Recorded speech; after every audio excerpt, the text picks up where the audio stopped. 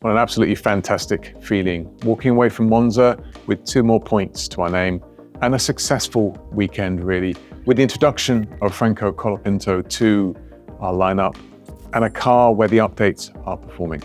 Monza is a very different track to what we've had in Zandvoort since the updates have been introduced. One is really maximum downforce. The second is actually the lower end of the downforce. And it really tests how you can balance the car between those two and whether or not base floor performance and bodywork performance is there. And I'm pleased to say in both cases, we're able to put the car into the top 10. And in both cases, we would have been able to score points. Obviously, Zandvoort, we were triggered by the floor width being illegal. In the case of Monza, we're in a situation where we did return on that performance, come good towards it, and use a one-stop strategy to good avail. It was a tricky weekend from start to finish. If we focus on qualifying first and foremost, that front tyre, those front tyres, in fact, both on the front axle, were very difficult to get into the right working window. And you saw a number of teams struggling or even trying preparation laps, multiple runs. Really, the first time lap was the way to hit it. And the way to get there was good work between tyres, drivers, engineers, really understanding how to fundamentally get the car balance in a good place. And our reward was Alex really getting into that top 10 position. In terms of Franco, he did a fantastic job on his first outing. You saw in FP3, he was within a few tenths of Alex, and within qualifying, when he made that mistake, he was around about a 10th offset to Alex going into turn 7. And that's through some difficult sequences through turn 1, 2, and turn 6. Now, that's a positive place to be on your first outing in the car, and I think his performance would have been sufficient to get him through into Q2 on the first time he's raced a Grand Prix weekend. Going into the race, we then faced 2 different issues. The first is graining on that front left corner. And the graining, you can see it's sort of a darkened patch across the tread that just gets worse and worse. And when that happens, the drivers just feel tremendous amounts of understeer. The second issue, it was very warm on the day. We're at about mid-50s in terms of track temperature, and so rear surface overheating was the second issue. It's unusual to combine both of those together at the same time. You typically have one or the other, but not both. The third, just to add complexity to it, is we asked Franco and Alex in the morning to focus on getting that one stop working well. We were confident that would pay dividends on the day. But that was a tall ask. You can't let that front tyre grain. You have to manage it continuously throughout the race, but you also have to manage the rear axle to make sure that you're not overheating. It's really just sort of rubbing your tummy and patting your head at the same time, but both achieve success in the race. There's a lot to be optimistic when we look forward to the remainder of the season. There's more performance to come. This is not the only package. And when that delivers, we should be in a positive place to keep scoring points as we move forward.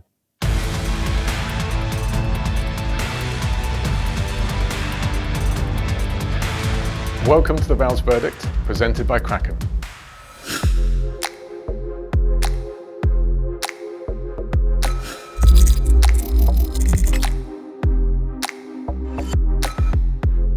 Short answer, yes. The update we put on the car isn't track specific. It's something that will make the car globally faster across the tracks to the end of the year. And Baku is another track where you tend to run on the lower downforce side, and it's a track that's also been kind to us in the past. So all of that pulled together, there's absolutely a chance for points in Baku.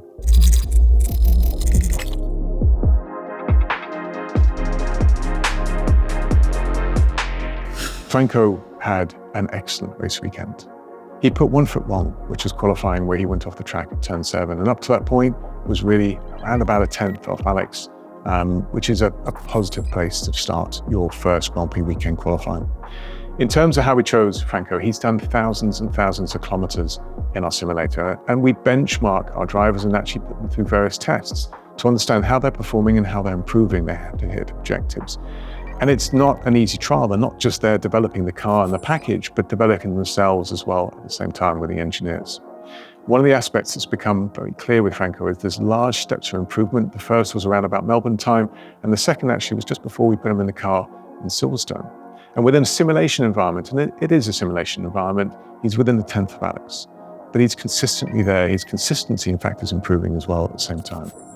His reward was at Silverstone, and this was for his performance in F2, where he was really getting faster and faster, was to take one of the FP1 sessions. And we have to do that. That's part of the situation. It's purposely done to allow rookies to have an opportunity in Formula One.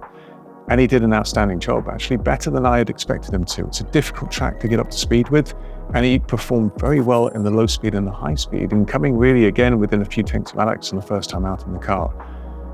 That then allowed us to keep building with him in the background and make sure that we prepared him should any eventuality come up. Now, clearly the decision-making is this: do we use drivers that definitely have more experience than Franco does, that will come with their own positives? Or do we invest in an academy that we're putting not hundreds of thousands, but millions into because we believe in the future of the academy and of Williams? And the answer became very simply, let's invest in Franco, let's invest in the future, those that are giving us everything, that they're coming up to the factory to make sure they're helping us develop these cars. And within that simulation environment, they're in strong performance position. Let's keep investing in that direction. And I think the reward is what you saw in Monza. You can trust future generations of drivers. You can invest in them and get reward on the back end of it. And Franco's just at the beginning of that journey. He's got a lot more room to grow into. He's got a lot more performance to come. I think we've been validated by that decision.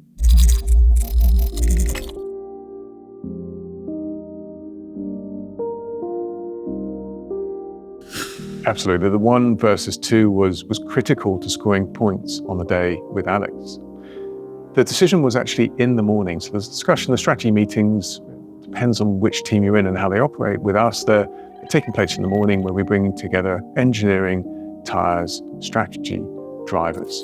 And we're there to really understand what are the options on the table, what are the weaknesses, what are the strengths, what do we have to ensure we get working in that circumstance. And what the strategy team did very well in conjunction with the tire and the engineering teams is highlight the one stop is the way forward, but to make it work, this is what we have to do. And there's a set of compromises in that.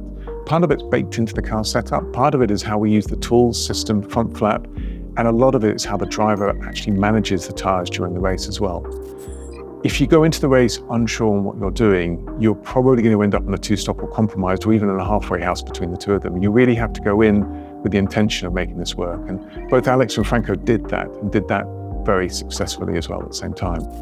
It's painful at times because they're driving quite a bit off the pace in order to make it work, but they managed really effectively. And you saw that a number of teams thought about the one stop, perhaps had to bail out of the one stop, and we were able to make it work. And just real strength, I think, in the fact that the team came together, had their heads together on how do we make this work, and executed it very well. The way we assess Franco is really threefold. First and foremost, lap times, be that sector times or time that you have available to yourself at the same time. The second is car performance data. So in the lap time domain, it's not just single qualifying lap, but consistency over time. In a race, clearly you have to attain over 50 laps that have to be consistent and correct in how they're performing. And so you can ascertain how are they at different points in the race. What we're then looking for in the car data is how well is Franco using the tools available to him, the brakes available to him, how's he rotating the car when it gets difficult, when the tires are really suffering with overheating, what is he doing to control that? And how quickly is he adapting to it? There's another aspect to that, which is you can hear it to a certain extent from how much in control he is over the radio. He's asking for more information, and that gives you an idea as to really how he's thinking during the race. But answering it a short way, we're looking at how well he performs against a benchmark, which is Alex. How is the consistency? How well is he executing procedures? How much bandwidth is available to him? And how he's contributing towards the car getting faster across the weekend. Franco did an excellent job. Now, we're at the beginning of the journey, and it will still be a tough journey for the remaining races, but we have a good foundation to work from.